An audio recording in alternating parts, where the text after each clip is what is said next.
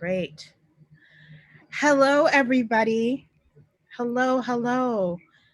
Thank you so much for joining us for On the Road to Abolition.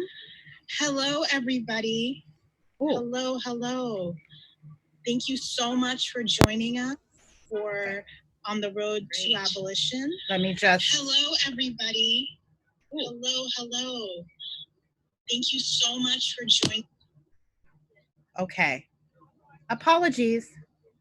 That's why you should never put a YouTube link up while you're on the Zoom. Bad idea. But thank you for joining us today. We're so happy to have you. It is 2:01, and we want to make sure to leave time to allow people to join us and get on the live stream. And so we're going to start in about 4 minutes. So please hang out and use the chat on YouTube, and we'll be right back. Thank you.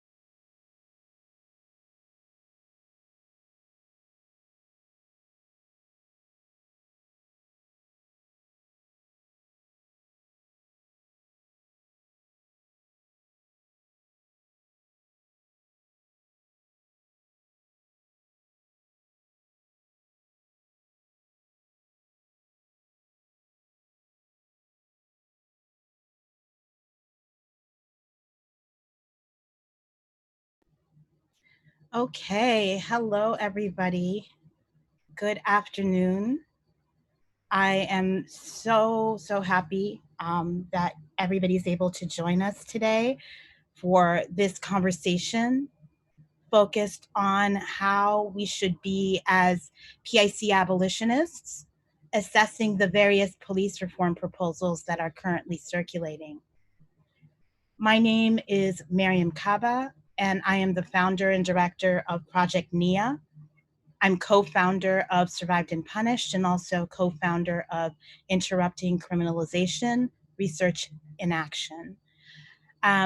Those of you who know me or know anything about me will know that I hate being on camera, so I will not be on camera for this call, but I will also have some slides so that you can pay attention to the slides and not me. Our interpretation team that includes interpreters Brandon Kazan Maddox and Tristan. Today's event is co-sponsored by Critical Resistance, Project NIA, Survived and Punished, and Danae Vidal is our live captioner. So you should be able to enable live caption, Reclaim the Block, Black Visions Collective, and Haymarket Books. We're joined today by a wonderful ASL YouTube for this event. We're so grateful to all of them for being here and for allowing us to expand language access for more people. We're also grateful to our comrades at HERD who helped us to secure some of the team members today. There's nothing that we do that is worthwhile that we do alone. So we really are so grateful for all of our comrades who step up to support in various ways. We are supported in the live streaming by Haymarket Books. I want to thank John for holding that down and Sean earlier for support. Also Julie, who offered the support in the first place. I want to thank Critical Resistance staff who are holding down our Zoom. And I want to particularly thank Jess and Mohammed, and I want to thank Jay for their support today and making the event happen. Proceeds for today's event will be donated to Mutual Aid Projects for Youth, mapforyouth.com. Mutual Aid Projects for Youth is a project that started last summer that gave some funds up to $2,500 to 14 young people between the ages of 12 to 24 so that they could do a mutual aid project over the summer. This year, some of the volunteers from that project are re-upping it again. Applications will be out sometime, I think, after the 17th of June. So if you know young people between the ages of 12 to 24, invite them to apply. Through the generous donations that we've been able to collect for this event, nearly $60,000 will be able to be donated to all of those young people and contributed to their projects. And again, mutual aid is having a moment in the pandemic, but many of the folks on this call help a lot of young people actualize their visions for mutual aid projects. The chat function on YouTube, again, is available for those who want to use it, especially to drop in your questions. Someone will be collecting those so that we can answer a few of them during the Q&A at the end. So this afternoon, we are joined by 4 brilliant abolitionist thinkers, and many of you who are part of watching and listening today know that, mutual aid is longstanding, organizers and activists. After I open and offer some grounding remarks, I will be followed by Kamau Walton, who's part of Critical Resistance. And then Kamau will be followed by Dean Spade, and Dean is guru of all things, but has been doing a lot of work with Big Door Brigade and their mutual aid work. Woods Ervin will follow, and Woods is from Critical Resistance as well. And then we will end that first section with Agbebiyi, who will kind of close out that first section. They will each introduce themselves when they offer their remarks, so I'm not going to spend time doing that now. And after each of them speaks, we'll take a short break for, after that first part is over, we'll take a short break of about 5 to 7 minutes for stretching, getting water, taking care of whatever needs you have. And then after that break, we'll be back to follow up with some remarks that folks will be offering based on what they heard from other people that was inspiring to them or interesting to them or they wanted to add on to. And then we will close with some brief Q&A. We plan to be done around 4 p.m. So again, thanks for joining, and I'm gonna kick us off. So right now we're really in a historic moment brought on by the consistent exertion of people power across the country and really around the world. And this has brought us to a place where our communities are poised to win significant victories against the violence of policing on a large scale. To guide us in this moment, we need to hold central that abolition is both a vision and a political strategy.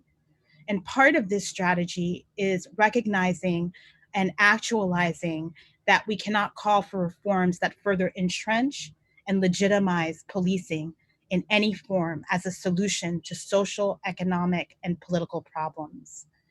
As prison industrial complex abolitionists, the proposals we call for in our demands must be aimed at diminishing the political and social power of policing. So first, I think it's important for us to get grounded by opening with what we mean when we say PIC abolition. John, can you get the slide that starts with critical resistance on it? So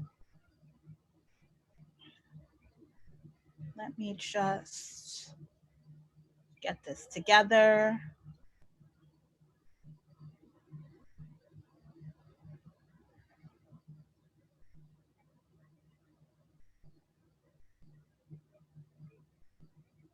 So critical resistance teaches us that prison industrial complex, or PIC abolition, is a political vision with the goal of eliminating imprisonment, policing, and surveillance, and creating lasting alternatives to punishment and imprisonment.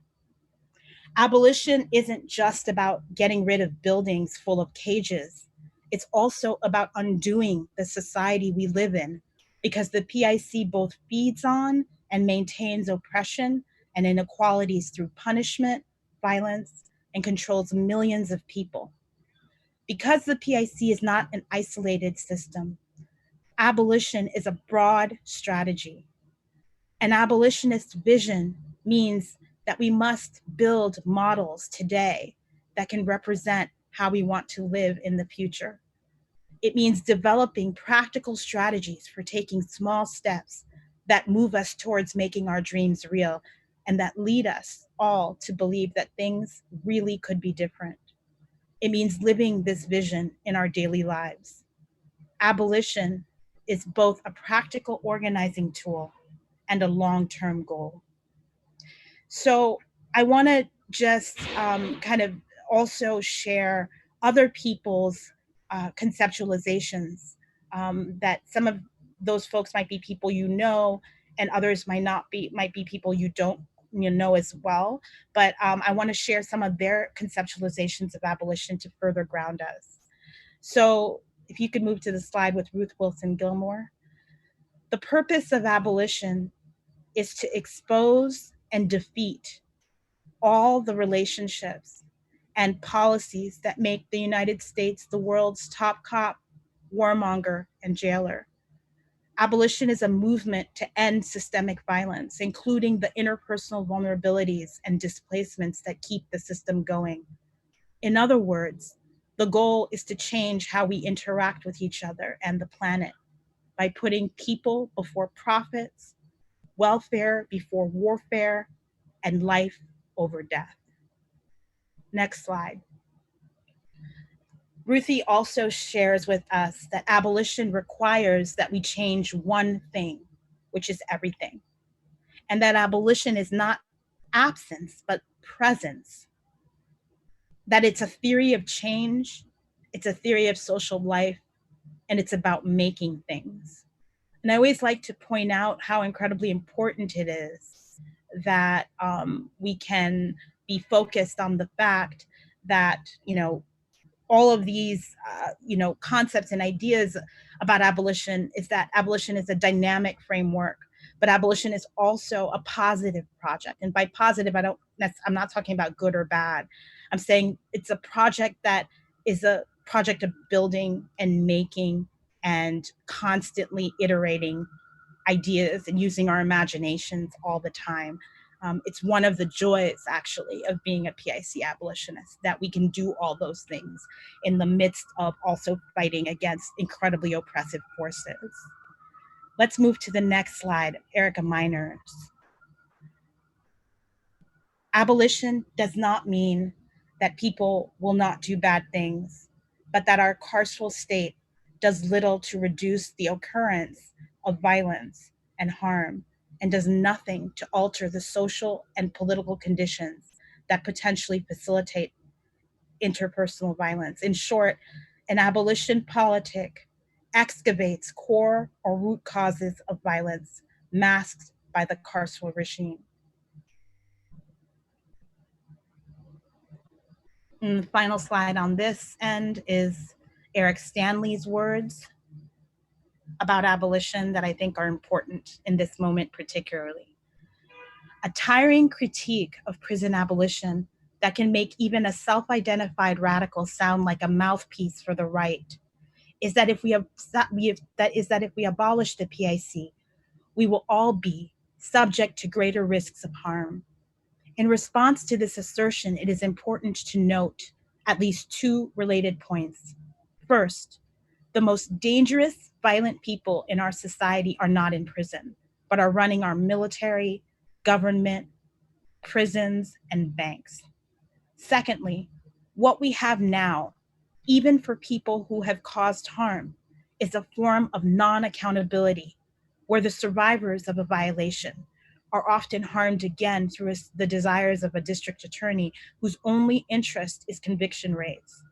Anyone who has been deposed or been through a trial can attest to this. Abolition is not simply about letting everyone out of prison, as our critics like to suggest, although that would be an important component. It is forged in the work of daring to ask what true accountability, justice, and safety might look like and feel like, and what are the ways we might build our world. So violence in all its forms is decreased rather than something that we only attend to post-infraction.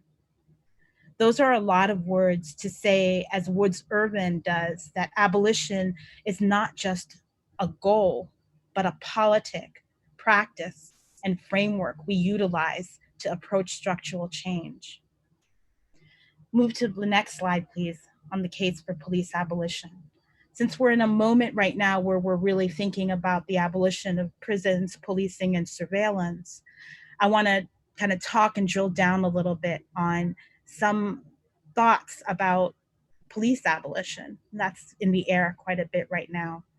And this is with thanks to my comrade Brendan McQuaid, who wrote a book just last year called Pacifying the Homeland, Intelligence Fusion and Mass Supervision.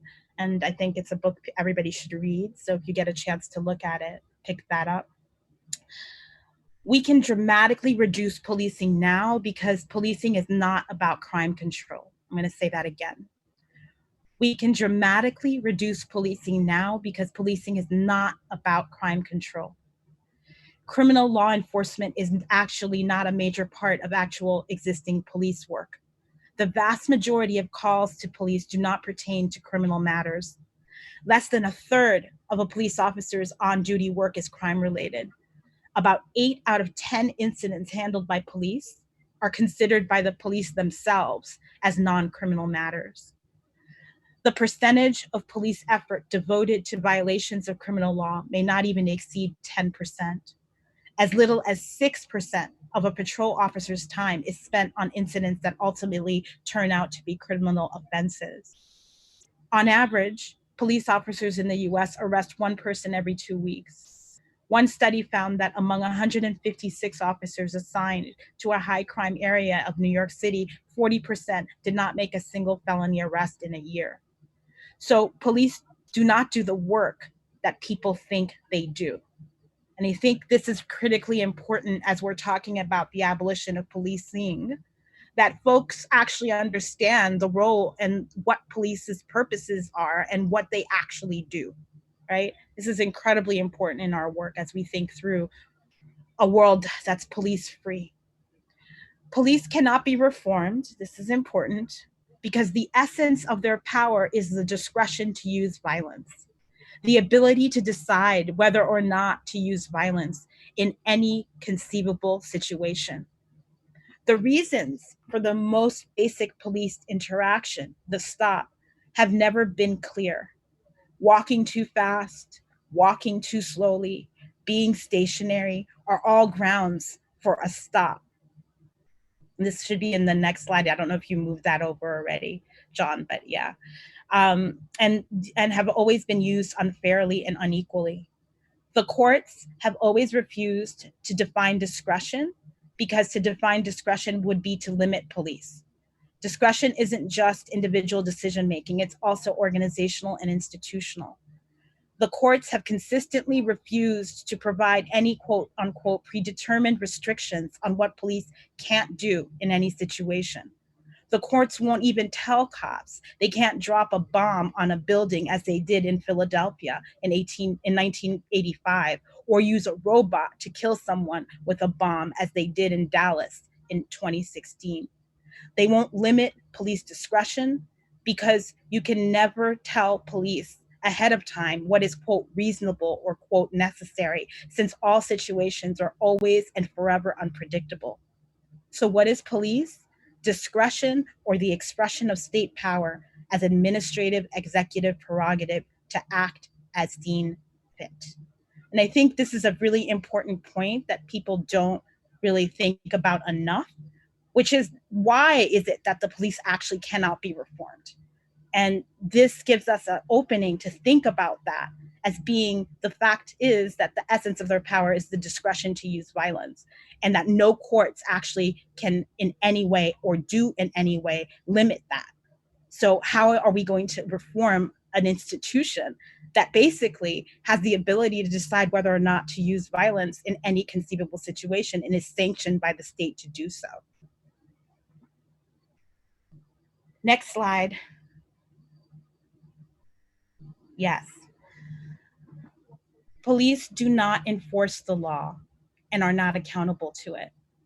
And I don't want to go into this too deeply, but the key thing to think about here is that police handle the law after the fact to justify the way that they decided to restore order. So policing is order maintenance rather than law enforcement. And I don't want to get into, too much details around this, but that's also an important factor to keep in mind when abolitionists talk about why we just cannot, reform the police, or policing cannot be reformed. It's because of those key factors that I'm just mentioning in the now. Let's go to the slide for Harsha Walia. So where does this leave us in this moment? Harsha Walia, who is a writer and organizer, posted on their Facebook page earlier this week that we should be remembering key questions when assessing if reforms enhance freedom or enhance policing. And the questions that Harsha puts on the line are, does it increase money to police? Does it reduce the scale of policing? And does it de-link police from ideas of safety? These three questions, I think, are excellent openings to assess some of the proposals currently being advanced. And there are more questions than these ones, and they will be addressed by other panelists as the conversation proceeds. Next slide about San Jose, thank you. Finally, it's important to raise the pitfalls and challenges of this moment. I'll do that by sharing the following image that people may be seeing by the San Jose Police Department that I saw on social media yesterday. We have to be vigilant as co-option is running rampant, as it is clear that we aren't actually all working on the same larger project, and as protests will eventually subside.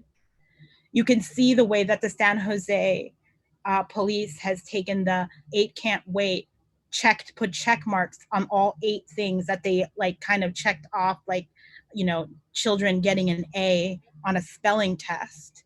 However, if you go and look at the statistics of the San Jose Police Department, you will see that they continue to kill people, and particularly that they continue to kill Black and brown people, and even more particularly that they kill Black people regularly. You'll see that, and also Indigenous folks who are, disproportionately targeted and harmed by police violence. Also keeping in mind that the people who are most at risk of police killings and injury are people with various forms of various disabilities. So all these things happening. San Jose has not ended the violence of policing, even though they picked these 8 things that they say they are like checkmark A's on. So in this tumultuous and creative moment, more than ever, we need clarity. We need to hold the line on PAC abolition. And I really, really want to throw over to Kamau, who will be talking about a resource that Critical Resistance developed to help us assess which proposals to support or to oppose in our abolitionist organizing. Kamau, you're up. Thanks, Mariame. So yes, thanks everybody for getting on this call. My name is Kamau. I've been a member of Critical Resistance for the last 10 years, and I'm excited to get into this chart and talk about how we chip away at policing. So the reformist reforms versus abolitionist steps in policing chart was actually started from our Critical Resistance Communications Director, Mohammed, who read a blog post that Mariame Kaba made. So shout out to Mariame for getting all of this going. The chart was created in early 2018 to support people wanting to organize, to help folks think strategically about how to do anti-policing work and what that can actually look like. So these questions that are laid out on the chart, they can be used to assess other reforms, not just the ones that are included on here. We hear a lot of conversations about body cameras, about community policing or community control of policing, more training, more cultural competency, more bias trainings, and jailing killer cops and civilian review boards, all of those things. And we know that a lot of those things have been put into place. After the Ferguson uprisings, there was a whole wave of 21st century policing that included a lot of these false solutions. And these are what we call reformist reforms. And so the chart is meant to help us think through what are the wins, what are the strategies that we use to actually chip away at the power of policing and bring more community control and self-determination into the places where we live. So it can be used to think about other reforms, not just on here, and to think about reforms, whether they're large or small. I know in different places in the country, folks are taking action all over the place, right? But the political landscape might look different depending on where you're at. So it's also important to think about the scale and even small things that are helping us to chip away at the prison industrial complex and at policing in particular can help us set the tone so that future work can move even more wins and bring even more people on our side. So it's an important tool to use to think both in the short term and right now and in the long term about how we're chipping away at policing and the prison industrial complex as a whole. This is also something, these questions can be used to think about how we're using language when we're talking about the prison industrial complex, when we're talking about policing. So when we say over policing, does that mean that we're actually challenging the idea of policing as a whole? Or are we just saying we need less of it? What we're actually talking about is policing as a whole. So over policing doesn't challenge the notion that police increase safety. Over policing just says we need a little bit less and then it will be okay. When we're talking about police accountability, when we're talking about like the calls to jail killer cops, it's still legitimizing other parts of the prison industrial complex, other aspects of policing. And so it's important that we're thinking when we're saying these things, when we're talking about this work, does it reduce the funding to police? Does it change the notion that police increase safety? Does it reduce the tools, the tactics, the technology that police have at their disposal? Are we taking away their resources? And does it reduce the scale of policing? And I think with this chart and in looking at some of the other stuff that's going to be mentioned in the conversation, it's important to note that being consistent about how we're talking about this stuff clearly helps folks to imagine an abolitionist future, and it helps us to combat a lot of the co-optation that we're already seeing, that Mariame named with the San Jose Police Department, that we've seen with some of the new federal legislation that's coming out and things in different states around what techniques are going to be banned, what training is going to happen. That's still funneling more funding towards the police. And so with this chart, it's checking some of those liberal or neoliberal efforts to continue to expand the prison industrial complex. And it names a few ideas, but there are a multitude of ways that we can be chipping away at policing. And so I think whether we're asking ourselves these questions right now, or we're doing it in a month or in a year, it's important to use tools like this and some of the other resources that are going to be named from folks like Kay with Aid to Abolition and with Woods and Dean, to ground ourselves in not just what is being called for in the moment, but what the implications of these things are in the long term. So how are we making sure that we're creating wins and space for ourselves to move closer to abolition, not just in this moment, but in the future? How are we making room for more and more concrete abolitionist wins that are going to chip away at policing, at imprisonment, at state-sanctioned surveillance, at the court systems that criminalize and cage our people, and make those connections? Because we do want to talk about policing. This is the opportunity in this moment. And police snatch people up and take them to prisons. Police snatch people up and they have to go through the court systems. There's also this really important piece to think about when we're talking about like body cameras, but also more broadly, as we see police being defunded in different parts of the country, making sure that what replaces that is actually community-controlled safety practices, systems, and institutions. So whether it's body cameras or more state surveillance on a broader level, we have to be asking these questions around, does this reduce police funding?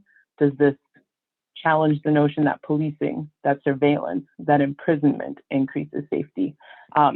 And so the abolitionist steps in policing chart is a starting point.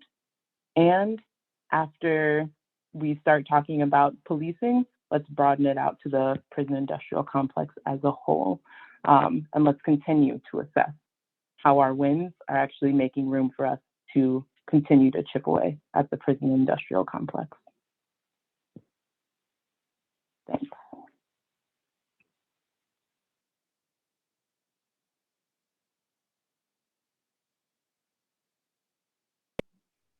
Thank you so much, Kamau. We're going to go and have Dean next. Thanks, Mariame, and thanks, Kamau, and to the interpreters and the captioner, the organizers. This is a really needed conversation. Mariame asked me to focus in this time on some of the questions that I've used for thinking about assessing reforms generally, right? I think as we're already seeing from what Mariame and Kamau shared, we live in a time where public officials love to tell us they've already solved our problem, and they love to find a way to solve our problems that changes as little as possible. That's their goal. Their goal is always with reform to demobilize us and to tell us it's solved. And they've been doing this around the crisis of policing and people's opposition to racist policing for a really, really long time. This isn't the first round of this, where we've seen proposed reforms that we could say like aren't going to work. And so it's really important for us to figure out how to assess that. So Mariame asked me to specifically look at the kind of proposal that's coming from Joe Biden to put $300 million towards community policing, which is a really confused and confusing term, a very misleading term. in the world of police reforms. So that's what I'm going to focus on. And I just want to recommend to people, if you want to learn more about what community policing has been and what's wrong with it, because it's been a proposed and enacted long-term reform in response to opposition to policing, I would really recommend the anthology that's called Policing the Planet, which is free right now as an ebook on the Verso Books website. And I asked Jess to put it into the chat. But so basically, just to tell you for a second what community policing has been and is, in case that's unfamiliar. It sounds good because it's got the word community in it, but it's not good. It's often also associated with two other terms: quality of life policing and broken windows policing. So you might hear any of those three. And basically it's portrayed as like a milder form of policing, but actually it's kind of an enhancement and expansion of policing. So it's a big goal of community policing, which you can find, like if you look at like when Obama was funding community policing or any of the government websites about this, is to enhance trust in police and legitimacy of police. So it's about making people think the police are different than what they are, right? It's a PR strategy is a lot of what it is. And what it includes is things like cops putting on barbecues in the neighborhood, adding more cops to schools in programs that are supposed to like connect the community to the police. Hiring police of color is sometimes part of it. But it's also things like drastically increasing the types of things that police will arrest or ticket people for. So this is the whole quality of life thing. It's like, we need to get rid of graffiti and panhandling and subway fare jumping. There's an idea that if the police address all these tiny signs of disorder, it'll enhance people's quality of life in the community, and that this is what communities want. So this aspect of community policing is really this drastic enhancement of the amount of contact police are having with people and the kinds of things that they're ticketing and arresting them for. When the Ferguson rebellion kicked off, we heard a lot about how much the city of Ferguson relied on this kind of fining and ticketing for revenue. So that's also another part of it, is really bleeding the community for money, in addition to locking people up, doing a lot of stopping and frisking.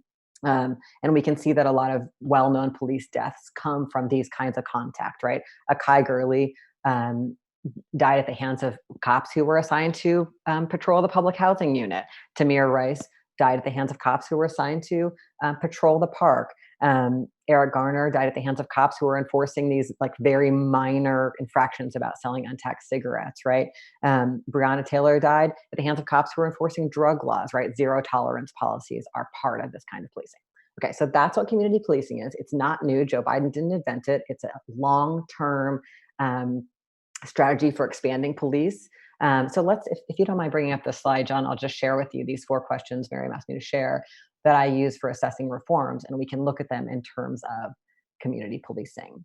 So the first criteria is, whenever we're assessing reforms, is, does it provide material relief? Like, is it going to actually change the stuff people are getting hurt by on the ground? And so with community policing, this isn't a hard one, right? Because it's actually, if we provide more money to the cops, we're actually going to have more harm from cops. And if we provide barbecues, that definitely won't reduce the harms people experiencing from policing, right? If we want barbecues in our communities, there's like a lot of other ways we could have those happen, right? Yeah. So does it provide material relief is the first basic question, because so many crappy reforms are just symbolic. So we always want to ask that question. Is it even going to get anybody any of the stuff that we're worried about, that we're complaining about? The second question is about whether it leaves out marginalized groups. Can we have this slide back up, if you don't mind? Whether it leaves out marginalized groups. So a lot of times a reform, will offer help to the people who are the least stigmatized. You see this, and a good example of this is, let's get relief for nonviolent offenders, those kinds of things. And so the most stigmatized people are still going to be stuck with the worst experiences, and the least stigmatized people are maybe, a few of them might get some relief. We never want to do that, because it creates the idea of deserving and undeserving groups of people inside our communities, inside affected groups. And it actually strengthens the rationale for punishing and harming people who are cast as undeserving, right? And the same groups are always most likely to be cast as undeserving, as we know. So I think with community policing, Yeah, I think it doesn't just leave out the undeserving. It generally leaves out everybody, since it doesn't actually reduce the harm of police, since it increases funding to police. So that we don't even really have to get to this question, but I think it's a useful question to ask with any reforms, or any offered concessions by governments that are supposed to help with our problems. The third question is, does it legitimize or expand a system we're trying to dismantle? Community policing definitely does both of those, right? It's a rebrand. It's trying to tell us that the cops are here to connect with us and make us safe and happy, which is absurd. And it's also literally about adding funding. And it's, Joe Biden's offering it as a strategy it's already been a failed strategy offered by prior administrations. So that's something we always want to say no to. Another example I might give of this here in Seattle on Duwamish land where I live, the mayor, one of the concessions she is suggesting is she wants to get a special independent prosecutor appointed at the state level to investigate when the police use deadly force. That expands the system and legitimizes it. It doesn't do anything to prevent the deaths, right? We know that prosecuting more people doesn't reduce police violence. So, and then the final question in this list of criteria for reforms is about how it was won, right? We know that any reform that's emerging is a reform that isn't getting us all the way to the world we're building yet. So anything that's a step along the way, we're trying to assess, hey, is this going in the direction we're trying to go? Or is this not going in the direction we're trying to go? And in fact, maybe even expanding the things we're trying to dismantle. So the final part of this isn't just the content of the reform, but also how did we get it? Did we build people power along the way that will help us get to the next steps, right? Did we actually increase our capacity to mobilize ultimately hundreds of millions of people for the kinds of change we want to see, the drastic kinds of change we want to see to eliminate the violence that we live under, right? So that's a really important question. I want to just note that right now we're seeing this really important moment of rebellion against police violence, and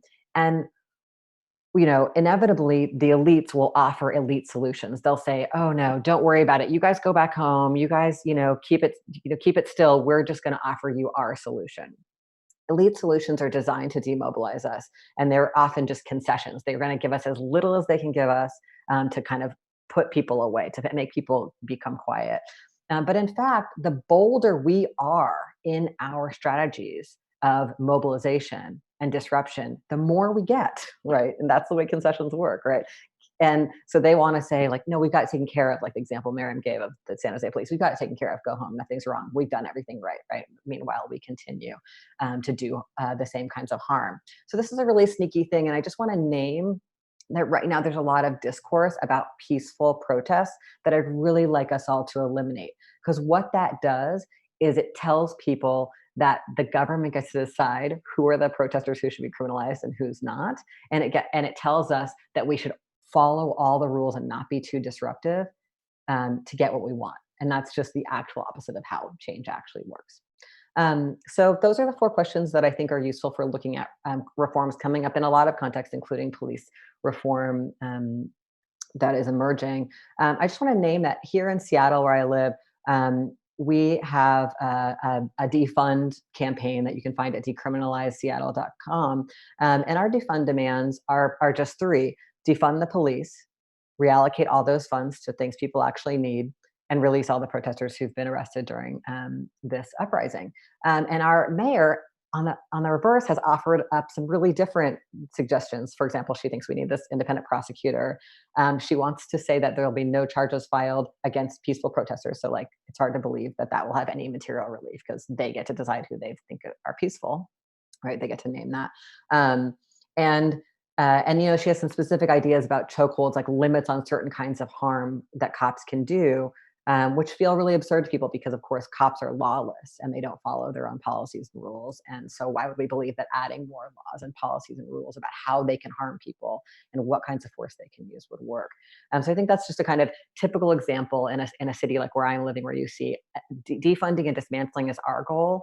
And then the concessions being offered by our politicians are these really thin, system affirming reforms. So I'm really grateful for this conversation. I think it's essential for us right now.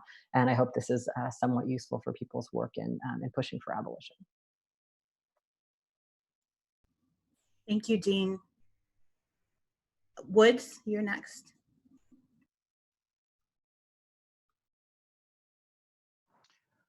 Hi, everyone. My name is Woods Ervin, and I use they, them pronouns.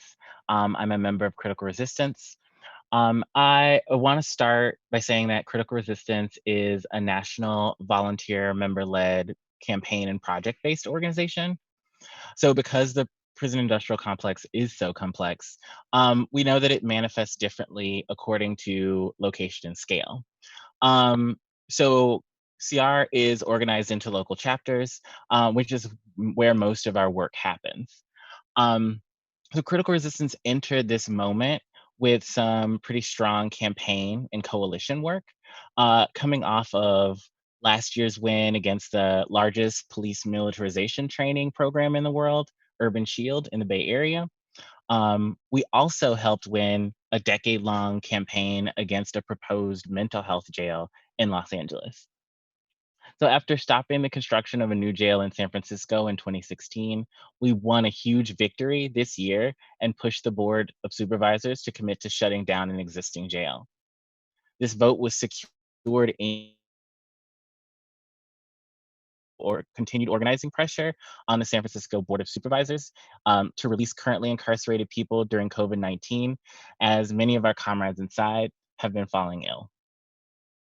So abolition is a winning strategy. And as we're seeing from organizing that has been occurring prior to this moment, whether against jailing in jails in Atlanta or policing in New York or Minneapolis, when we use abolitionist praxis, we win. It's super exciting that in this moment, exponentially more people are understanding abolition as a practical organizing tool and a winning strategy, in addition to a long-term vision. We at CR are super juiced to share that we're working, what we're working on in the moment, and to coordinate with more and more comrades, old and new, on the road with abolition. So as to what CR is doing in the moment, so we're meeting the moment in 3 ways, with a variety of political education, ongoing campaign work, and projects. So I'm gonna walk you through a number of pieces of work. If anything sparks your interest, you can check out our website to learn more and apply it to your local context. So in regards to our political education, we're continuing our sessions on the prison industrial complex, abolition, and policing abolition, specifically to continue to develop popular understanding of abolition as more people enter this moment and want to understand more of how to do this work. We're having a Juneteenth event tomorrow with Charlene Carruthers and Mark Lamont Hill, where they'll situate PIC abolition in the Black radical tradition. If you haven't gotten your tickets, you should definitely do that. There's a link on the CR website to the Eventbrite page to do so.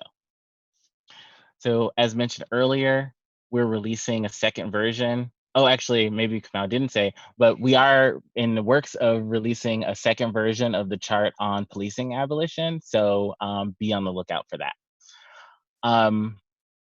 We're putting together abolitionist educator events to support some of the thinking and campaign work about getting cops out of schools occurring around the country.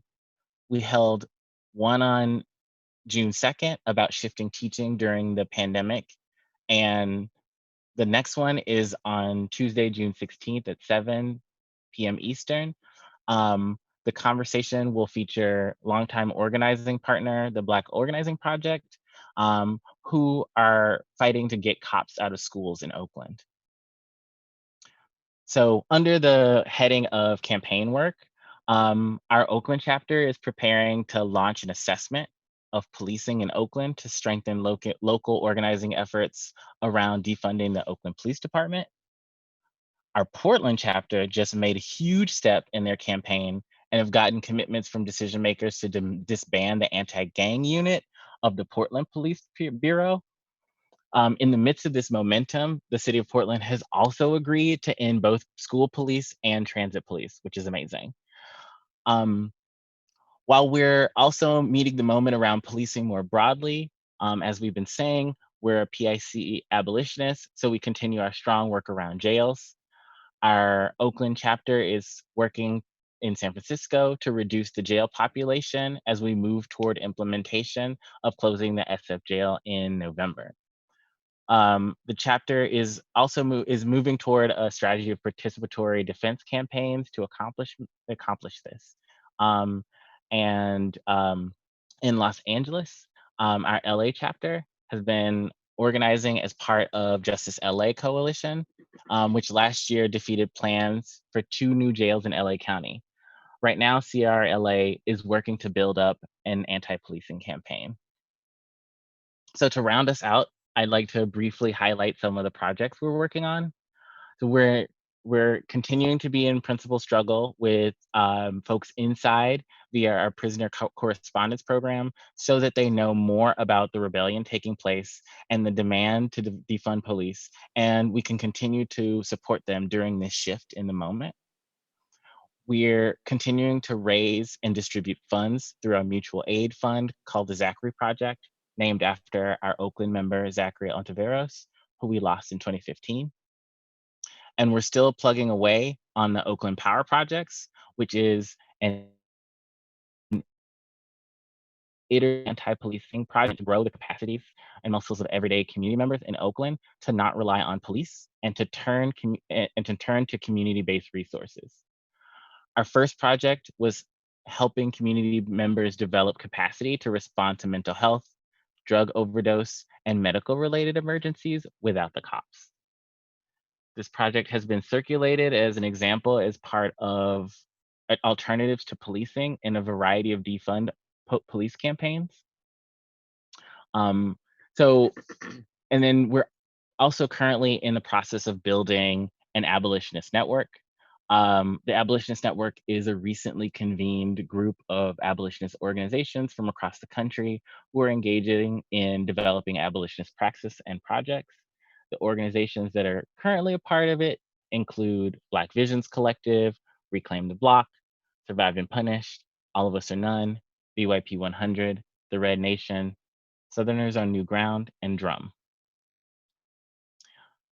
This is the moment to make these demands real, and that happens at the local level. How are we going to move people to get what they want? This is the question we have to engage. And we have to do it rigorously. This is especially important as cities everywhere are approving their budgets for the year, and the political, economic, and social terrain continues to shift. Take this opportunity to organize, pressure your decision makers, organize actions, mobilize to your city's budget hearings.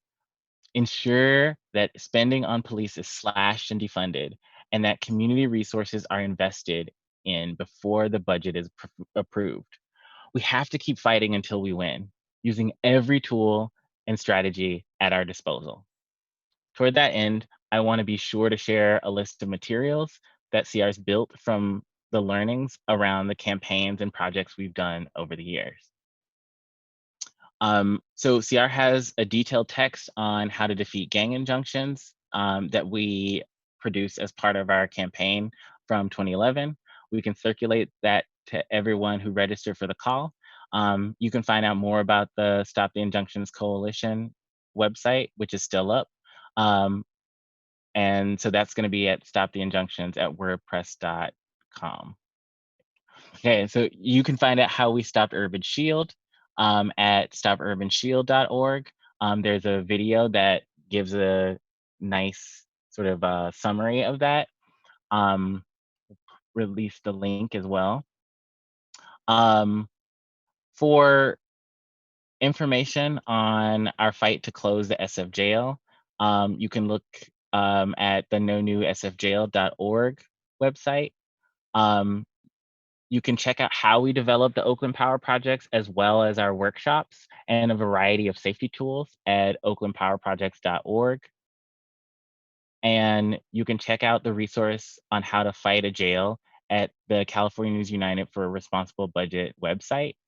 CURB is a statewide formation in California that both our Oakland and LA chapters organize within. You can find that at curbprisonspending.org. Okay, awesome. Thank you, Woods, for taking us through that. We are going to throw to Kay. Kay, you're on. Hi. So I'm Kay Agbebiyi. I use they, them pronouns. I'm a macro social worker and an organizer, and I'm currently based in New York. In New York, I'm in several abolitionist groups, but I consider Survived and Punished New York chapter my political home. In S&P, we're working to free criminalized survivors of gender-based sexual and domestic violence. Outside of Survived and Punished, I'm also a co-creator of 8toabolition.com, which started off as a website and a graphic, and it's now turned into a rallying cry that has pretty much taken off across the country within about a week. The great thing about 8toabolition.com is just that it's really empowered people to push back against reformist visions for the world and ask for what we actually deserve, which is a world without cops and a world where our community can be safe and thriving without fear of harm from the state.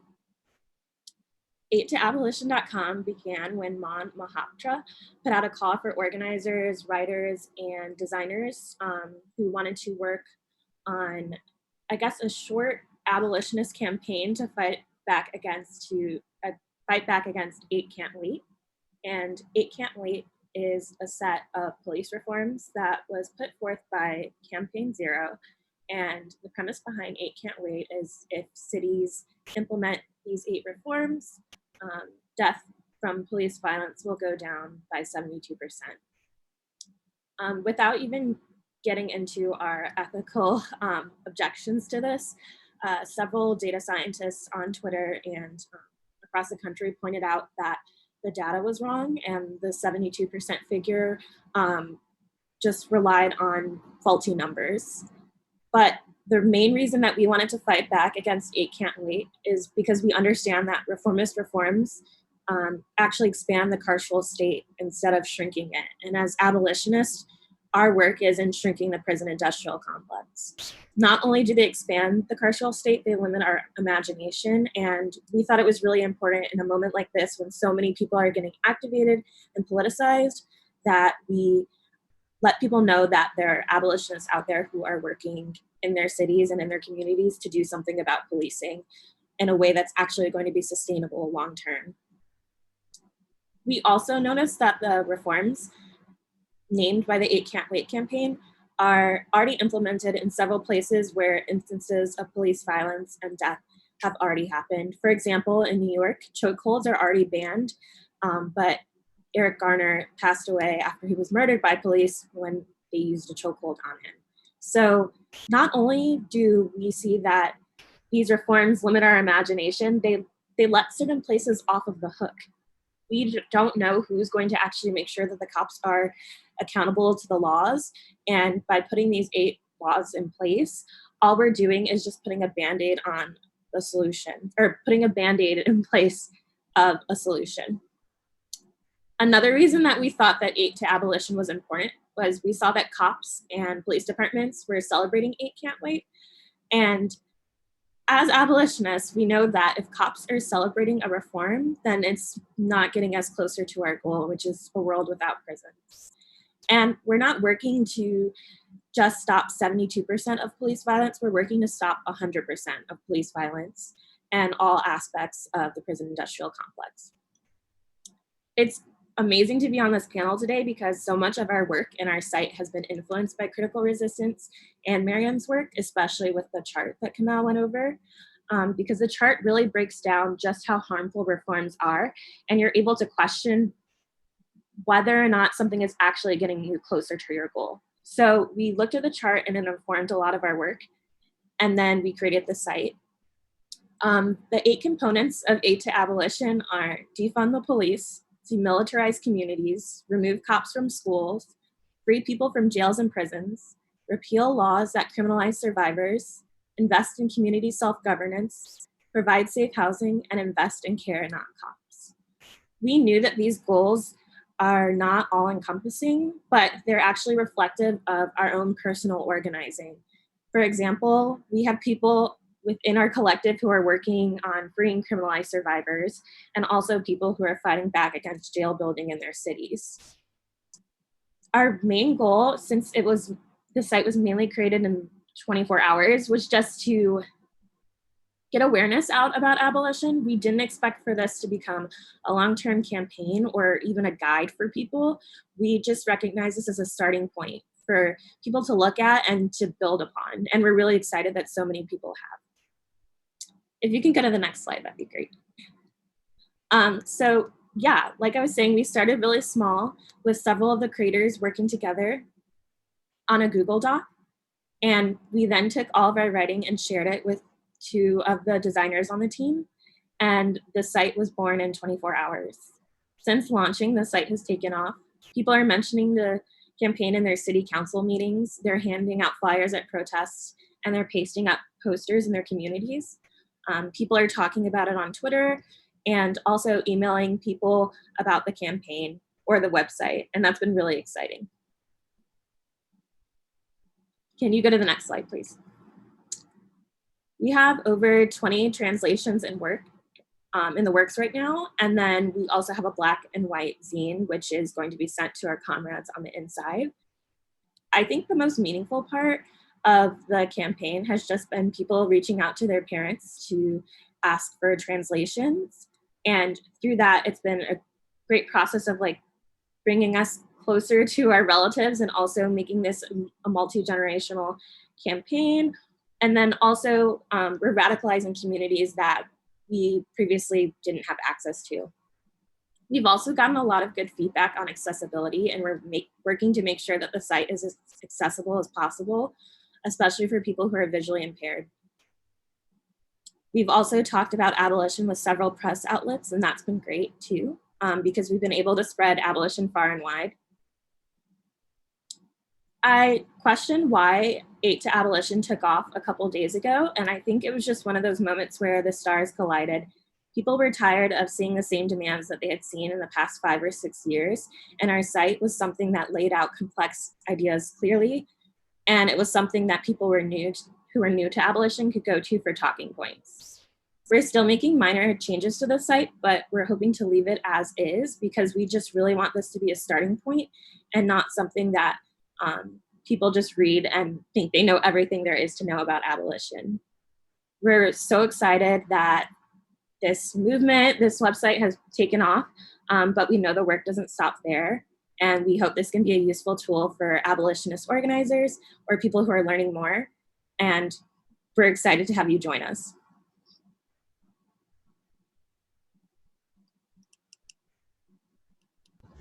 Thank you, Kay.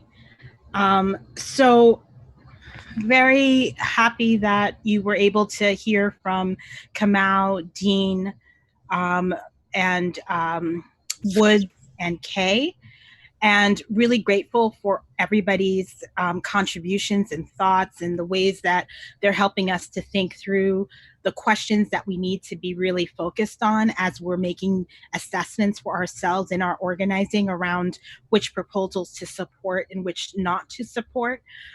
This live stream will continue to be up even after this, so folks can go back. I know my understanding from the chat is that there's some issues around folks being able to see the slides because they're not big enough, but hopefully if you get a chance to come back later and look at them again, you'll be able to see them. But also all of the materials, the chart, etc., that we wanted to share with you here were already emailed through the Eventbrite, and we will send resources at the end again. So you'll be able to have those to use. They're also all available on people's websites to freely download. So I want to make sure that you know that as well. We're going to take a break. It is almost 3:05, and we're right on our time. We're going to take a 7-minute break for folks to stretch, get water, take care of any needs. We're going to come back at 3:12, and everybody is going to be able to kind of respond to what they heard from other people, bring up points they didn't get to finish and want to amplify, and then we will be heading into Q&A. So yeah, come back at 3:12. We'll see you soon.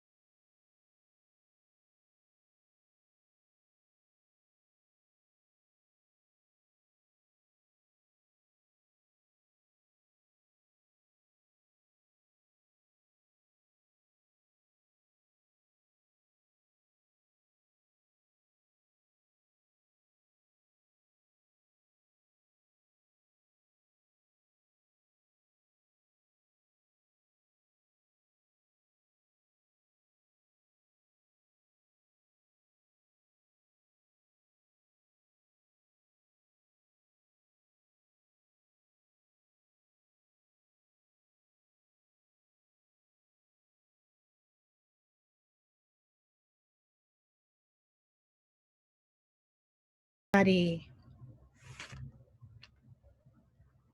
Welcome, welcome, welcome back. And we are going to continue with our conversation.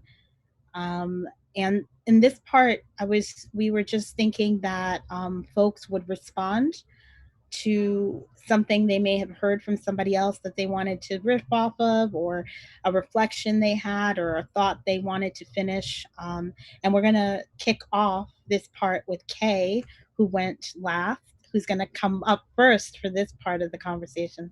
Kay, take it away. Hi, yeah, I decided to go first because I'm no longer nervous. Wow. Yeah, I just wanted to talk about a lot of the conversation that's been happening around people asking for cops who have murdered people to be jailed or incarcerated. And I think it's really difficult, I think, for abolitionists to pull people in during what is such a traumatic and heartbreaking time, but also explain why incarcerating cops doesn't get us closer to our goal of a world without the prison industrial complex. So that's just been something that I've been grappling with. And I think that the critical resistance chart and then also Mariame's work have made it easier for me to explain to people clearly just why we need to be working to shrink the PIC instead of expanding it.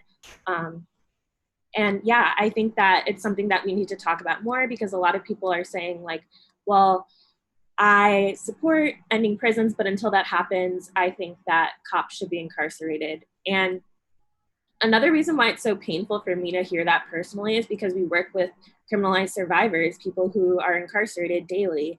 And just hearing that this idea that jail is a place for bad people perpetuates so much harm on other people. And so I think that's something that we really need to work through right now, is bringing people in, but also being clear about our views and letting people know that abolition means abolition for everyone, even people that we strongly dislike. Thank you, Kay, for that. Does anybody have something you want to kind of add to what Kay just said? Because there are questions in the chat around, and I'm just going to go to one of the questions right now that somebody asked, which was, how do we reconcile the desire for long-term PIC abolition with the desire to have justice in specific cases of police violence? How do we respond to calls to jail killer cops? I know Kamau, I know Woods, I know Dean, you've all thought about this. Can you weigh in, expanding on what Kay was talking about? Anybody?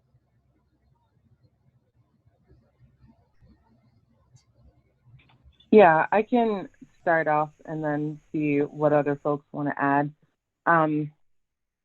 So I think when we're talking about the prison industrial complex, when we're talking about public safety, and when we're talking about justice, we have been offered a very limited definition of what those things mean, what they look like, and who can create those things for us. I think there has been this divorcing of people and communities from our ability to define what safety and what justice looks like for us. And it has been invested into police and prisons, surveillance, and courts. And so I think when we're talking about what that looks like based on what's offered right now, for a lot of people, it makes sense that to them, justice looks like putting a person in a cage. But when we're talking about abolition, we are trying to address the root causes of the harm, of the violence that is showing up in our communities. So whether we're talking about a cop who has murdered a person or a person that has like stolen something from a store, you put that person in a cage. And then what? How have their material conditions shifted? How are they going to be transformed in the process of being forced to live in a cage for X amount of time? What does punishment actually do to shift our behaviors? We know that these systems have not ever worked for us, and they will not work for us. And so I think the challenge in this time, because it's not like every abolitionist has a like, this is the blanket solution for how all of this stuff needs to look, is the challenge for us as individuals in our communities, with our networks of friends, of family, of organizers, of people we're building political home with, to imagine more wildly what this world could look like. So I think there's room to lend solidarity to families who have lost loved ones. I think the Anti-Police Terror Project in Oakland has built out a really intricate network of support for families who have experienced harm and violence at the hands of police, who have lost loved ones at the hands of police. And that looks like a lot of different things. That looks like healing and mental health services. That looks like giving people rides. That looks like making sure people have groceries, supporting people in navigating their day-to-day without loved ones who used to be there and play roles of support. And I think there's also an important question for us as organizers and as abolitionists about how we are shifting the conditions so that these types of harm and violence aren't continuing to occur. So on the small scale, I think, well, it's not small scale, but I think one of the examples that I saw in the process of living in the Bay, I live in Philadelphia now, but I used to live in Oakland, was after the murder of Kenneth Harding Jr., who was a young person who was riding the bus, and in the Bay, in San Francisco, the cops come onto the Muni transit system to make sure everyone is paid. He hadn't paid, he ran off the bus, he got shot down in broad daylight by police over a $2 bus ticket. And there was so much youth organizing and community organizing that happened in response to that ended up winning young folks, low-income young folks across the city, free transit passes, so that there wasn't that opportunity for police to reach into the community and cause harm, harassment, or like bring trauma or violence onto poor young people who can't afford to pay for the bus. And so I think there's that step. And then as we're thinking about how we continue to organize to chip away at policing, because that does take away a certain level of their access to our young folks, the next step looks like ending contracts with police or private security on public transit. The next thing looks like diverting that money into youth employment and homeless services, because so often what the prison industrial complex and what policing is serving to do is snatch up the things that are happening that people don't want to see and disappear it into a cage. And I think, yes, we don't want to see killer cops. We don't want to see more police murders and violence. And we have seen that for the few police that have been fired, for the few police that have been locked up, it's for shorter sentences, because we know that the institution of policing and the prison industrial complex as a whole is not going to work against itself to the place where it's actually going to be corrected. We know that these systems are functioning as they were designed to. And so we can't depend on the systems of policing and imprisonment and courts to actually bring us justice, to actually bring us accountability, because we know the police are not accountable to the communities where they are murdering us. We know that's not the case. They are accountable to those in power who their job is to maintain the status quo, to maintain the conditions that exist, and to quell the dissent and pursuit of self-determination that we are all fighting for. And so when we're calling to put cops into the cages that we are also trying to tear down, we need to make a moment for ourselves to reassess and redefine what justice and what safety and what accountability looks like for us. I really do want to lift up the resources that Woods already mentioned. I'm also going to do a shameless plug of Fumbling Towards Repair, which was put together by Mariame Kaba and Shira Hassan. I think it's a really great place to read and learn more about what practices of transformative justice, of what community accountability can look like. And I think until we get to those giant solutions, we need to start practicing these things on a smaller scale with one another and how we're dealing with conflict. Yeah, and I think there's like accountability looks like a lot more than putting a person in a cage. Thank you. Yeah. Thanks, Kamau. I want to open up to other people, but I do want to say something here, just moderator prerogative for a minute. There was another question that was asked about how do we lend solidarity to families who have lost loved ones to police violence and who call for prosecuting the cops. So I think two things. Kamau mentioned several concrete examples of how we can support people. There's so many ways.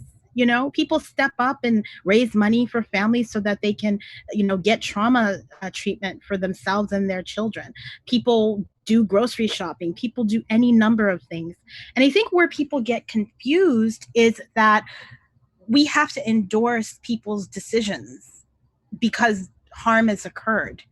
No, what our job is to accompany people as they make their decisions about what they want and need, but we don't have to like agree with their decisions, and we also don't have to necessarily then also be amplifying those decisions. And I think this is where a lot of people get confused about abolition. It's a flexible praxis, which is definitely contingent upon, you know, social conditions and communal needs, but it is based on a set of core principles, right? And I think Rachel Hersing says this all the time. She's right. Everyone doesn't have to be an abolitionist. Like this is not like an evangelist church situation. Everyone doesn't have to be an abolitionist.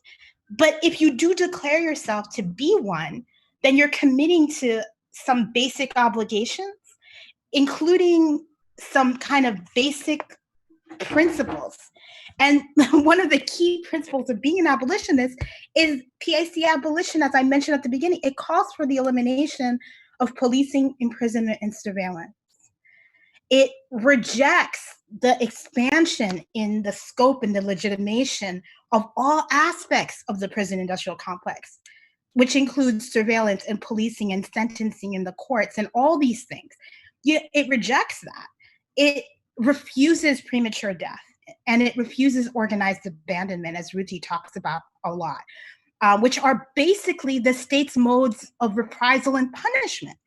The state's mode of reprisal and punishment is premature death and organized abandonment. As abolitionists, we reject those things. We refuse those things. PIC abolition as a framework refuses those things. So this is why, to me, it's not some sort of like a conflicting situation about what do we do about killer cops. If you're an abolitionist, we don't advocate them going to prison, right?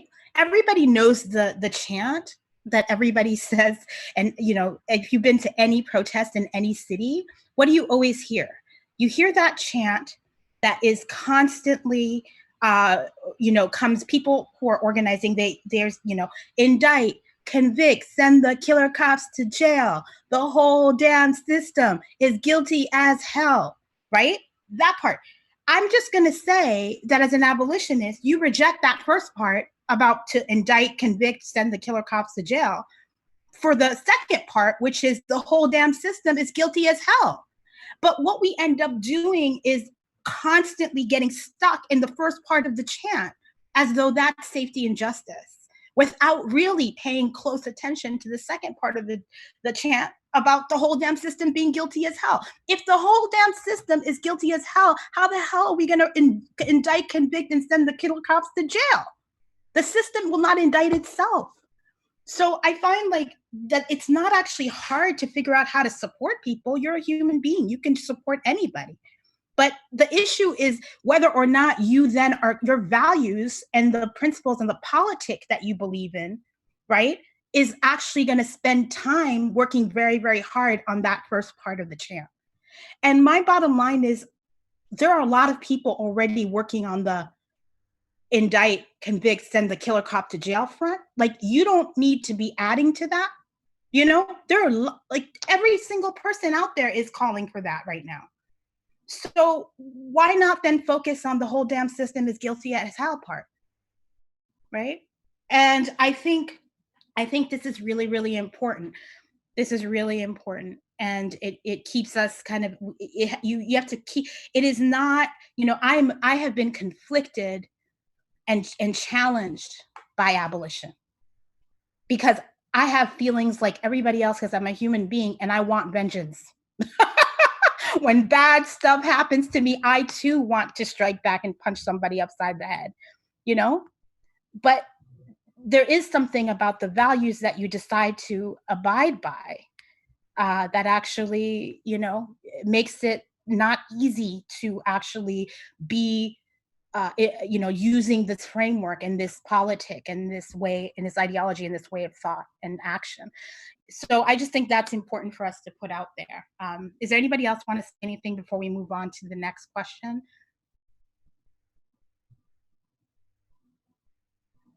Is everybody, Dean, Woods, y'all want to say anything, or should I move on? I'm going to move on to the next question. There's a question here about connecting our work to the military-industrial complex. And let me see if I can find it. Yeah, so it says, how do we link our efforts towards the abolition of the PAC and the abolition of the military-industrial complex? And I'm going to have Dean speak to that, because that's been a big part of Dean's work. So, yeah. Thanks for this. This is such an important question. I think one way I think about what we're doing in this conversation is we're talking about like, what is abolitionist discernment? Like, it's a type of practice we have together, discerning whether something is steps towards where we're going or not. And so we want to abolish the US military, just like we want to abolish prisons, policing, prosecution, the entire system of criminalization. And we also want to abolish the border, right? So these three big, heavily developed, well-funded, with great PR systems that are so deeply, deeply, deeply destructive to the environment, to people, to the world. And so I think about the way we link them in a number of ways. One thing is, I just want to say, like, we notice the shared PR strategies they're using in both. So like the NYPD has got cop cars with rainbow flags on it, and the US military is like, oh, look, we let gay people serve, or we're going to let trans people serve. Like the framework of pinkwashing is useful, or other PR strategies that all these institutions are using. Of course, I mean, the US police are a military, so it's, it's all one thing, even though they like to think of, have us think of them as separate pockets. So one thing we can do is notice the shared strategies of all these. A huge strategy of the military, of the police, of ICE, et cetera, is to say it includes our people, is to say that we all work there too. If we just hire a trans cop, if we could just hire cops of color, that those would become fair systems, and to be able to see through that together. To see through the propaganda, to name the propaganda. Here in Seattle, the police have these like rainbow stickers that say that businesses put on their doors and say, we'll call the cops for you when you come. People have been opposing that for a long time and saying, we want businesses to promise they won't call the cops, not to put this rainbow police shield in their window. So all of that kind of abolitionist discernment also applies to the US military. Part of this too is like, right now there's this conversation about whether military bases that are named after Confederate soldiers should be changed.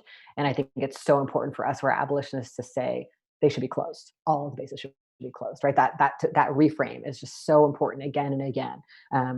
Obviously, we're against things being named after Confederate leaders, but we also are against having military bases. We want not just symbolic change, we want material change.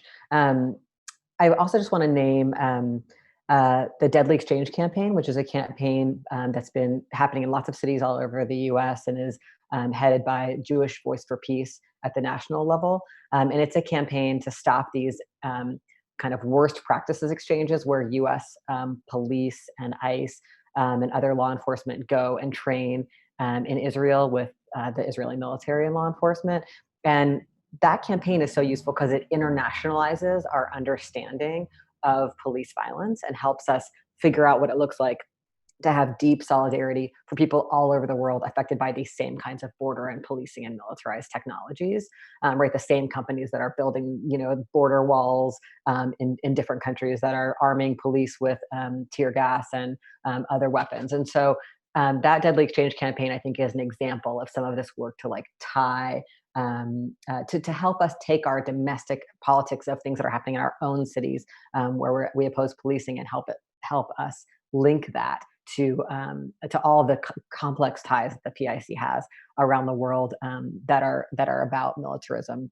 I finally want to just plug this newish group called Dissenters. It's a group that's really trying to build a youth-led anti-war movement with campus groups and primarily training youth of color to be campus leaders and community leaders for anti-militarism work. We have a lot to do to rehab the anti-war movement here in the United States. It's essential, right? And it's an essential part of all the work we're doing to oppose violence and racism and imperialism. And so I just want to encourage people to check out Dissenters. And finally, I just want to say one other tiny thing that just came to my mind as listening to the other folks. I don't know if people have been seeing the stories going around about the Camden Police Department and how the Camden Police Department, Camden, New Jersey, they defunded or dismantled their police department, and how this should be a model for what our defund and dismantled demands look like. And it's like, if you read any of the articles about it, actually they just then recreated the police department with a different name, and they hired back like 100 of the same cops. And like, I just think that's the danger right now. Like, that's the exact danger, similar to what Mariame showed earlier with the San Jose PD, like saying that they're so proud of themselves for meeting those 8 can't wait criteria while they still go on to kill people. Like, this is just a pivotal moment for this kind of abolitionist discernment. And I think it's also true in our opposition to U.S. militarism, because the U.S. military has also been having some serious legitimacy crises in recent years with the sexual assault scandals and with all the leaks about, I think, the levels of war crimes engaged by the U.S. military. It's a constant scandal and a constant crisis of legitimacy. And Ruth Gilmore and Craig Gilmore, in their article in that book I mentioned earlier, Policing the Planet, they talk about how in the history of legitimacy crises of U.S. police, what happens after the legitimacy crisis, brought on by huge protest movements and social movements, what happens after usually is that the police actually increase in number and expand their reach into the community. So now they're in our schools, and now they're homeless outreach workers, right? And so I think we have to just keep asking that question. Like, it's so important to cause the legitimacy crisis, but we haven't yet seen it turn into an actual erasure, shrinking, elimination that we want, right? We need to have that high vision instead of just a repackaging, either under community policing or under some other new name. And that's, I think, what all the speakers here are helping us think through so deeply, is like, how do we actually assess that together and not kind of get, sent on an off-ramp into some new version of the same thing that's often actually more supportive afterwards. Thank you, Dean. I would just definitely second looking at dissenters, and very explicitly, some of the co-founders of dissenters are abolitionists, PIC abolitionists as well, and have done work on policing issues, anti-policing issues, particularly in Chicago, and are bringing this lens. And I think when we're talking about a defund police strategy and a defund police demand, we mean policing. And I think this is very important. It's not just the police, it's policing. And if you think about the military as policing the world globally, particularly harming groups of Black and brown people, once again, the key people that are getting bombed on a regular basis and harmed on a regular basis and sexually assaulted by our military on a regular basis. We have to see these connections between what's happening globally and what's happening here. And our demand is a broad one.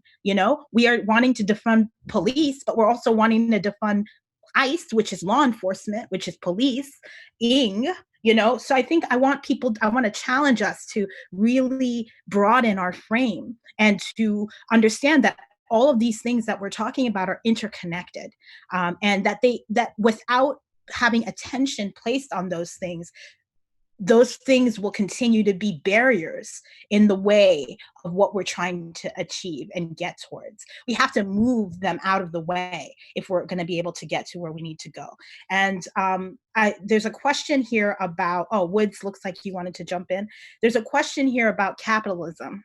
And the answer is yes, of course we want to end capitalism. You got to be anti-capitalist to be an abolitionist. This is not hard to think about, but Woods, I'm going to let you speak, and then, yeah.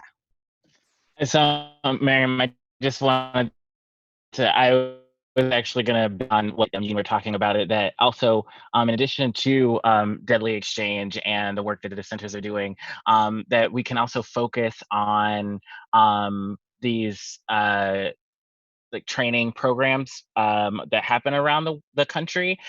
So the through line, the sort of reflexive through line between the U.S. military and local police departments and their the ways in which they exchange tactics and tools and coordination are sometimes like coalesce in specific trainings around the country, such as Urban Shield, which was a training that CR was like fighting from 2015 until 2019, and so we because of we could apply that internationalist politic to this work and an understanding of fighting policing, whether it be locally, statewide, military, internationally.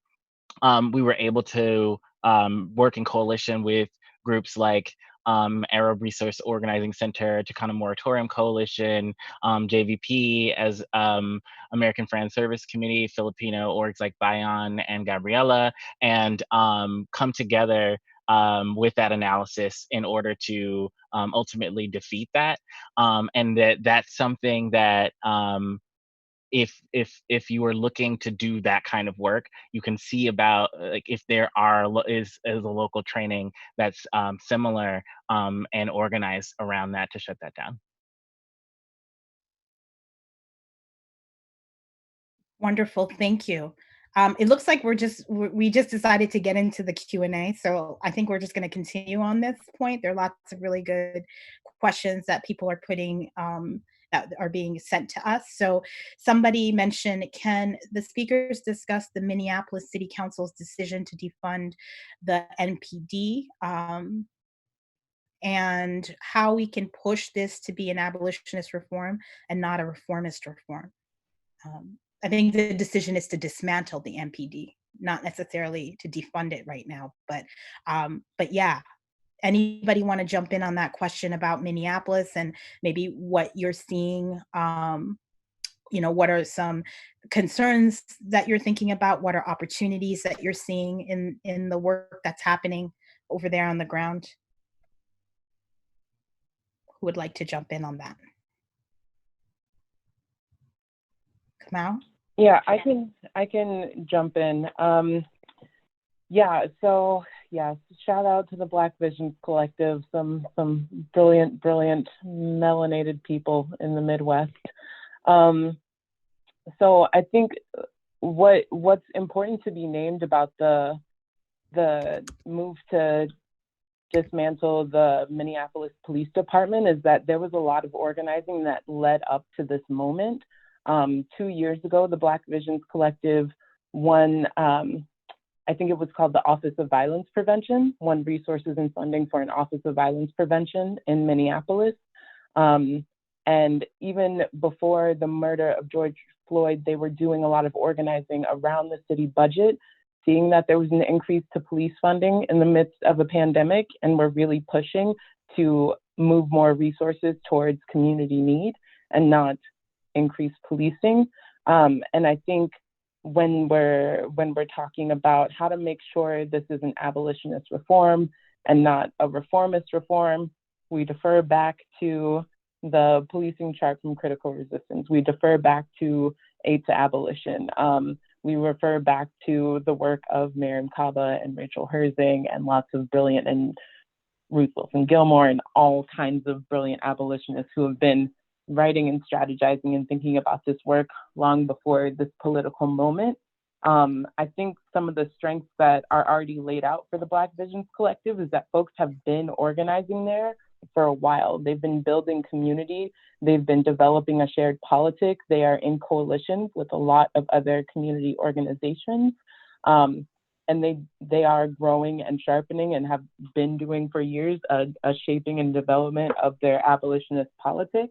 And I think when we're talking about the prison industrial complex in Minneapolis or anywhere. Keyword is complex.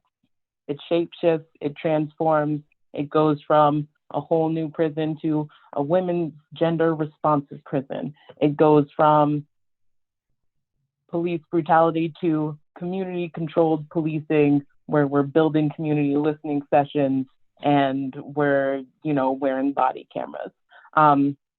I think one thing that folks in Minneapolis already know, because the 21st century policing reforms and funding, a lot of that was put into the police in Minneapolis. They already know a lot of what hasn't worked. I think some of the things that could possibly show up there are things like increased surveillance, like facial recognition software, increased cameras in public spaces. And there is more of a trend of talking about predictive technology to think about how to respond to harm and violence. But I think they also have a clear idea of different community organizations, of programs that have been under-resourced in their community that need a lot more investment, and that have proven to support communities. And I think when we're talking about abolition, one of the core tenets of abolition, in addition to the dismantling of the prison industrial complex, is building up the healthy, safe communities that we need. So what are the resources that our folks need in order to stabilize our communities? So we know we need affordable housing. We know we need meaningful work with living wages. We know young people need more investment in their education, like a more well-rounded education, access to quality food. And so I think they are continuing to dig into what the actual community needs are. And as long as this process of dismantling and resourcing that funding back into community is controlled by the community, I think there's a lot of opportunity to help reshape what public safety in Minneapolis looks like. And the organizing piece of it is the most important piece, and listening to and learning from communities. It's so important when we're talking about abolition that we're learning from and politicizing the ways that marginalized people are surviving under capitalism and the prison industrial complex.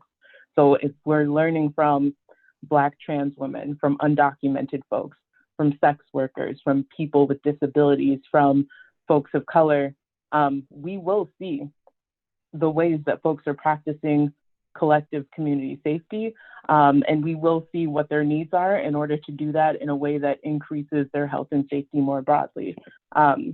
And so with the idea of the fact that we keep us safe, I think Black Visions Collective and the folks in Minneapolis more broadly are moving to resource themselves to keep each other safe. Thank you, Kamau. I want to say also something about, just following up, this is Mariame talking about Minneapolis. There was several organizers on the ground have asked skeptical abolitionists to remain skeptical, but also to jump in to supporting the folks in Minneapolis to creating a police-free world.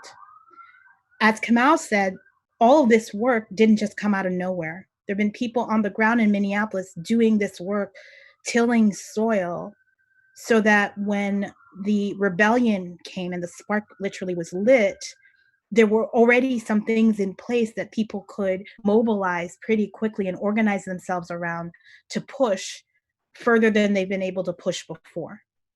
And one of the things that I have found difficult over the years is that particularly those of us who identify as leftist or whatever, is we're rightly skeptical of everything and we're rightly critical of everything, but we have to be engaged in the building of the things we want as much as on the dismantling of the things we don't want.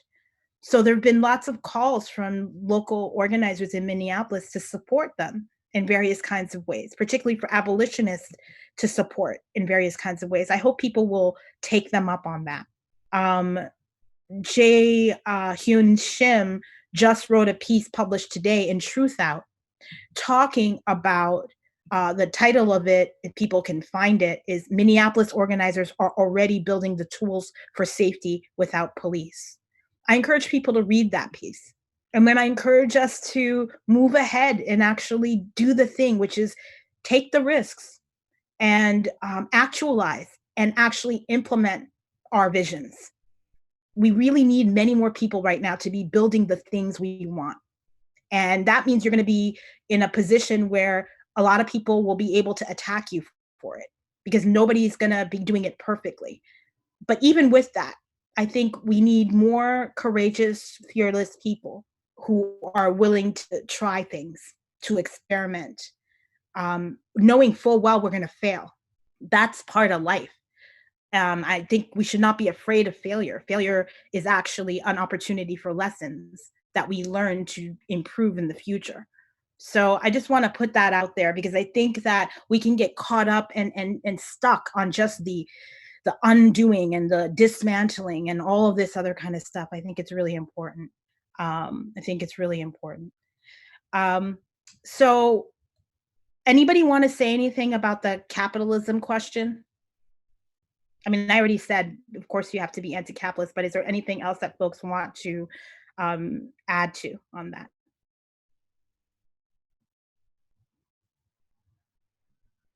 Okay. If that comes to you, please do. There is a question here about what is the abolitionist response to people who ask, who do you call when there are mass shootings or bomb threats or any other extreme situations? I'm going to put Dean on blast to answer this question. Dean? Just because it's too painful for us not to say a million things about capitalism because we all have it. So I'll just say briefly that, like, obviously the point of the police is to, and the military is to try to stabilize and maintain an absolutely ridiculous distribution of wealth and violence in the world, right? Like, you need to have standing armies everywhere if you're going to have people living in this much extreme suffering while a very, very tiny amount of people, control all the land, wealth, and food and transportation and whatever. So yeah, if we get rid of the police, we might get, it's a key part of getting closer to the drastic changes we want in terms of actually people being able to have what they want and need and co-steward the resources that we all need to live. And I think also in the more immediate piece, it's like, if we want anti-capitalism, it means not being taxed to build giant police bunkers. I mean, like that, like we actually want resources in our communities to go towards things people want and need, like healthcare and childcare. But anyway, on the question of the mass shooter part, I think this goes in the category of like, what about the dangerous people, which is like one of the most common questions that abolitionists face. And I just want to like remind us that right now, the most dangerous people, the most dangerous guns out there are all in the hands of police and soldiers, right? Like the mass shooter is the police, right? The idea that that police violence and military violence and ICE violence become invisible and we only think about other forms of violence as dangerous is part of the mirage of living in a police state.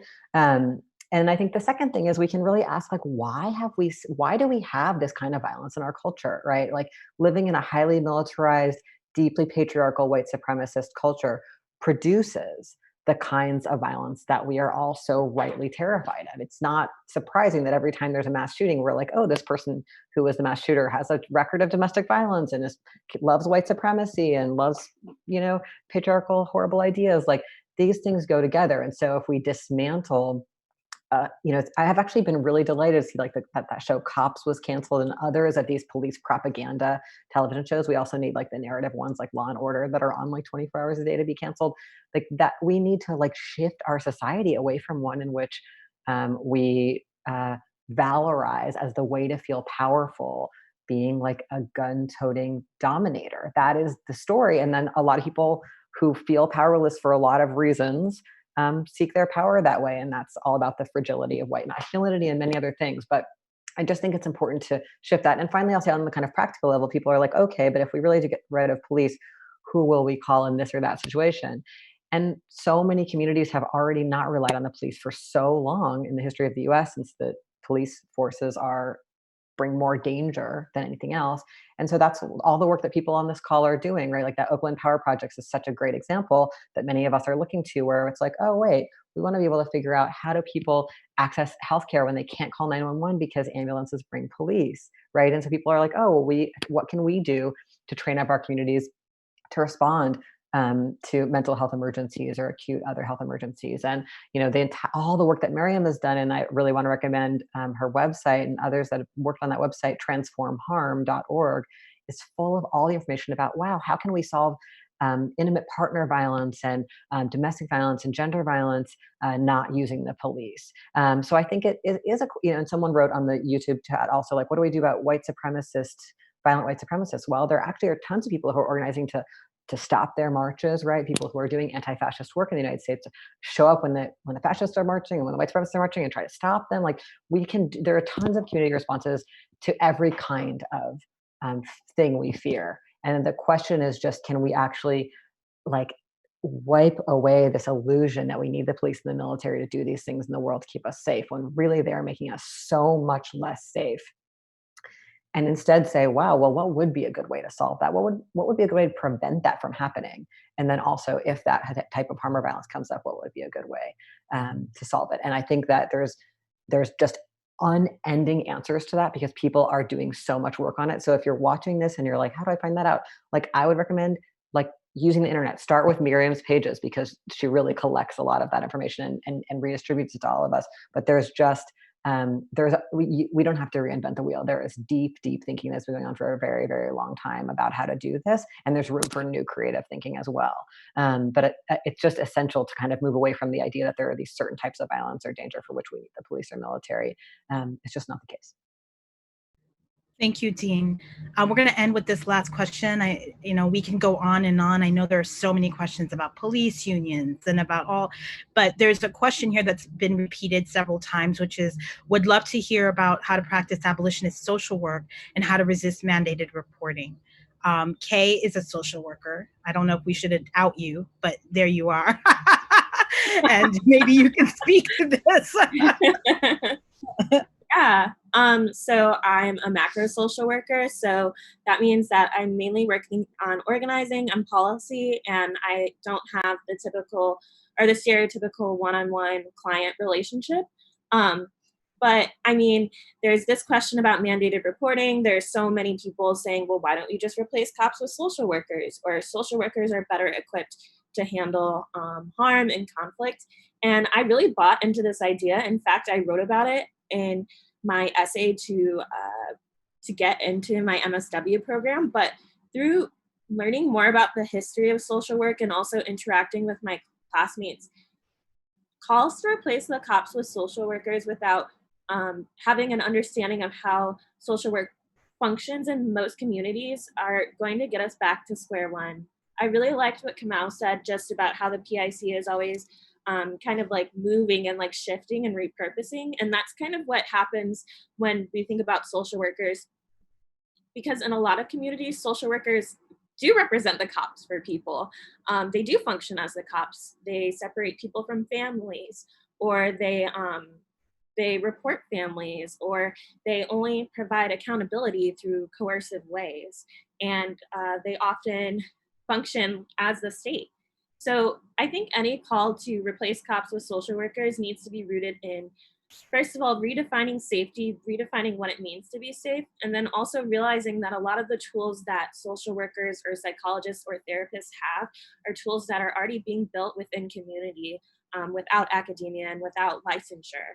And so that doesn't mean that I think that all social workers are bad, or that in some places that a social worker would have been a better solution than a cop, but it just means that if we replace one system with another without analyzing the roots, we're just going to be back at square one. And then as for mandated reporting, I'm probably legally limited to what I can say on this huge webinar, but I will say that there are a lot of people who are doing work around this. And I think it just comes back to creating community systems and putting things in place before harm even occurs. I talk a lot about pod mapping, but just utilizing tools that people have to make sure that community is in place before harm happens is always helpful. And I also know that we live in a world where that's not always the case, and these things are really messy. And sometimes we have to fight against our personal ethics and our career ethics, and our personal politics and holding a job. But I will say that there are a lot of abolitionist social workers out there who are working to redefine social work and who are also working to support families without emphasizing mandated reporting or turning over their clients to the cops. And I think that we have to be a little more imaginative when we're asking for calls for social workers to replace cops.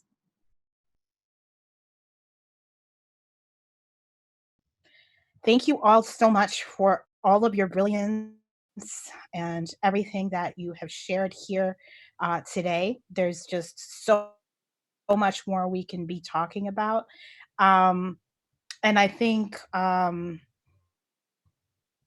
Woods, did you want to make that point about police unions before I start closing out? Yeah, I can say it really quickly. I said we can, the question on police unions is we can put, in responses, we can push decision makers to reject funding from police unions, enforce them to disavow the platform of the union. That, I mean, as an example of this, the president of the Colorado Senate recently did this. And so this can effectively start to isolate the unions from those who negotiate their contracts with. And we should struggle with labor unions that we're networked with or organizing with to reject police unions as valid. I think a great intervention to start with would be lifting up the history of police unions police in union busting. So that's like my sort of initial response to that question. Just wanted to throw that in before I close out. Thank you so much. That's really helpful. So I just want to end with a couple of things to get us off to a good start. As I mentioned, I like to start on time and end on time. So first, John, can you put a slide up here? Just want to let folks know that we already included in the Eventbrite some links to some of these things, and others are not there. But I want to offer that we have that several of us have worked on a new resource. In 2014, when I wrote a blog post in a very short time called Police Reforms You Should Always Oppose, I offered a set of questions to assess whether a reform would further entrench the status quo or whether it had the potential to be part of abolitionist organizing. One of the proposals that I included as one that could potentially be part of an abolitionist organizing strategy was civilian review boards. And I added in caps with serious caveats because I really wanted to not just lift it up as a thing on its own, but there were serious caveats to that idea that I've often been thinking about. So over the past few years, I and several others have been discussing and thinking about civilian review boards from an abolitionist perspective. And we just put out this week some of our thinking in a document. And I encourage those interested to review it, to discuss it in your own communities. For those who registered via Eventbrite, you already received a copy of the PDF, but I'll send it out again through Eventbrite after this event. So please take a look at it. Again, using the questions that we offered about thinking about whether particular reforms are recuperative or liberatory, you can think about civilian review boards within that frame as well to come up with decisions that make sense to you. The second is that a group of educators and abolitionist educators came up with a new document just this week about organizing to get cops off your campuses. If you're a college or university person, and they have 8 specific actions to take abolitionist action on your campus. And that document, we're posting, the slide should have some information about the link where you can find that, but you can also expect that I'll send that out in the email that I sent out afterwards from this. Don't forget to join CR tomorrow. There's a flyer. There should be slides up for that. And there's a link also that people can go to, which is bit.ly Abolition 2020. There's a great event happening on June 16th about abolition organizing and education in the schools. And finally, on Monday, Interrupting Criminalization and the Movement for Black Lives will be putting out a defund police toolkit. So keep your eyes out for that. There'll be more information, and I'll make sure I share it on social media so people can know where that is as well. And want to make sure to thank again our interpreters who have been stellar, our live captioner who's been stellar for this whole time as well. In the YouTube chat, that we've dropped the links to their ways that you could reach out to them, but also if you want to tip them, sending them a Cash App or Venmo or PayPal way of just letting them know how much we appreciate them and their time. You can do that, and we would, I know they would appreciate that as well. And the last thing I want to say is that what we were trying to do with this conversation today was to try to really make sure that we continue to have these conversations broadly, to get clarity, to be grounded in our thinking, to be grounded in our analysis, to realize that sometimes we do have to just hold the line on certain things. It's not, there's a consistent push for everybody all the time to say, you've got to be pragmatic, you've got to be practical, you know what? Sometimes pragmatism is just re-entrenching oppression. And it is just keeping the status quo going. So in this moment where there's a possibility for some bold demands, we always have to hold true to the horizon that we're trying to reach, to abolition as the horizon. And we're going to have to figure out how we get from where we are to where we want to go.